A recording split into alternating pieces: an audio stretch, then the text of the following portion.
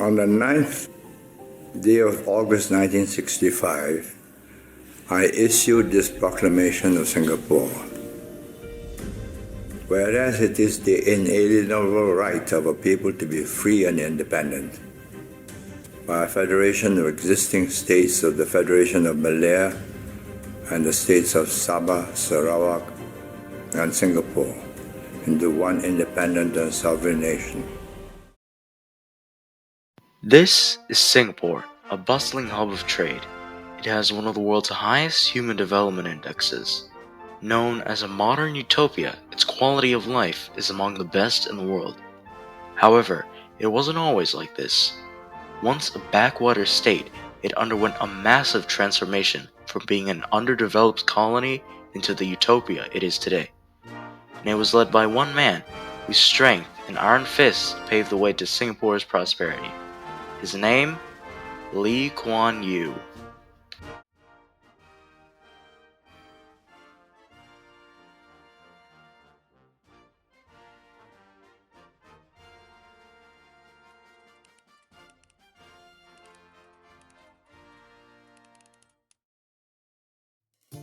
Born on September 16, 1923, Kuan Yew was from a prosperous family. He attended Raffles Institute and was able to attend Raffles College. However, his life would turn upside down in just a few short months. World War II had started, and in 1942, Singapore fell to the Japanese. Kuan Yew himself narrowly avoided death multiple times throughout the occupation, and these experiences shaped his views on leadership. After the end of the war, Kuan Yew decided to go to England to continue his studies. He attended Cambridge University for his law degree and was called to the bar in London. While in Europe, he also started his political career, and the views he developed here would become pivotal in his governance of Singapore.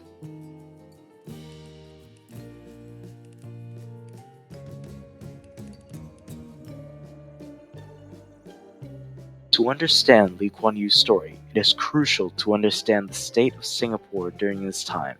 Singapore, established as a British trading colony in 1821, had by the 1940s fallen into near anarchy, and its citizens were some of the poorest people in the world.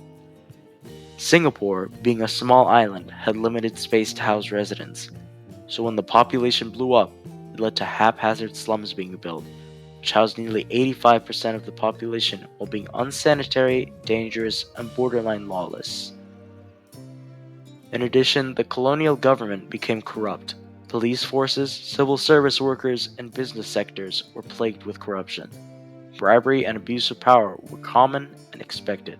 At this time, a political party headed by Kuan Yew, known as the People's Action Party, had formed in Singapore. Their goal was to secure Singapore's independence and bring order and prosperity to the small colony. When Britain granted Singapore self-governance in 1959, the party gained massive support. Singapore's general election on June 1, 1959 saw the party win over 80% of parliamentary seats and Kuan Yew become the first prime minister. Once in power, he quickly enacted many policies to crack down on issues that had plagued Singapore. Acts such as the Prevention of Corruption Act and the Housing and Development Act of 1960 and the Education Act of 1961 all helped with the development of the newly self-governing colony. But among these, controversial acts that limited or took citizen rights were also implemented. The Internal Security Act of 1960 and the Land Acquisition Act, also of 1960, were by today's standards extremely oppressive. The Internal Security Act made it possible to detain and imprison individuals without trial that were deemed a national security threat. This act was often used to imprison those who were political opponents of the People's Action Party, the notable example being Operation Cold Store, where over 100 communist supporters were arrested. However, this act helped unite the country and maintain internal stability. Before this act was enacted, racial and political riots were common, causing massive instability. By allowing the government to easily silence those who were causing political unrest, it allowed for a unified nation and increased national safety. This act was followed by the Land Acquisition Act of 1960, which allowed the government to forcefully seize land from private owners for public development. This act took away the ability of people to defend their land. However, the government used this land to provide cheap, affordable public housing and public facilities. The idea that the good of the many was more important than the good of the few was the basis of Lee Kuan Yew's policies. In 1963, Singapore and the Federation of Malaya, both former British colonies, joined together to create the nation of Malaysia. However, in 1965, after rising racial and political tensions, the Malaysian parliament unanimously voted for the removal of Singapore. During this time, the People's Action Party was dealing with many left-wing communist parties that would lead labor protests and strikes. These two events greatly hurt the nation's economy and industry. The failure of the union with Malaysia and the political instability caused by communist parties changed the views Lee Kuan Yew had on building a nation, with him realizing that a nation needed to have a united front to succeed, and him to further restrict the spread of free ideas and citizens' rights through new policies and a harsh judicial system. By the 1970s, he had passed acts such as the Public Entertainment and Meetings Act, or PEMA, which limited the ability to assemble, the Newspapers and Printing Press Acts, or the NPPA, which allowed the government to restrict what was printed, and he further strengthened the Internal Security Act, or the ISA. All these policies limited the freedom of speech, which was seen as a necessary right of citizens in democratic countries. However, his brutal silencing of those who opposed him allowed for unstoppable progress to be made by his administration. In the 1980s, Singapore's economic growth was at its peak.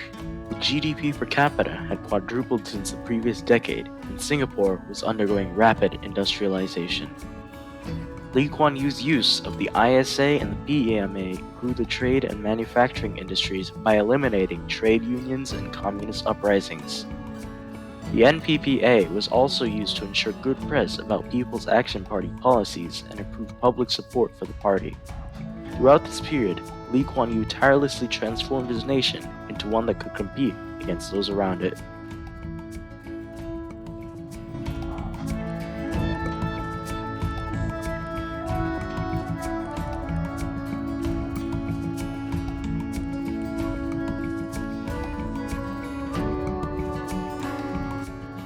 By the 1990s, the country had transformed into a leader within the world stage. However, with this new prosperity came controversy. With Singapore now being considered a major nation, the heavy restrictions on rights were now being criticized. Though the acts had made the nation into the one it is today, they were seen as oppressive policies used to maintain the People's Action Party's power. These critics had a point, as Singapore had curtailed civil liberties and press freedom in the name of suppressing government opposition. However, the government, in return, provided for their citizens and improved their overall standard of living. In other words, the government restricted citizens' rights but followed through with their responsibility to improve the citizens' lives. Yew freed his people from poverty by implementing a rigid plan of total governmental control. The striking difference between his methods and those of modern superpowers and historical examples make the success of this case unique. His unwavering willingness to suppress those in his way through any means is a shocking contrast to his benevolent nature and the utopia of Singapore. Lee Kuan Yew's pragmatic leadership, however harsh, was in hindsight needed for Singapore to succeed.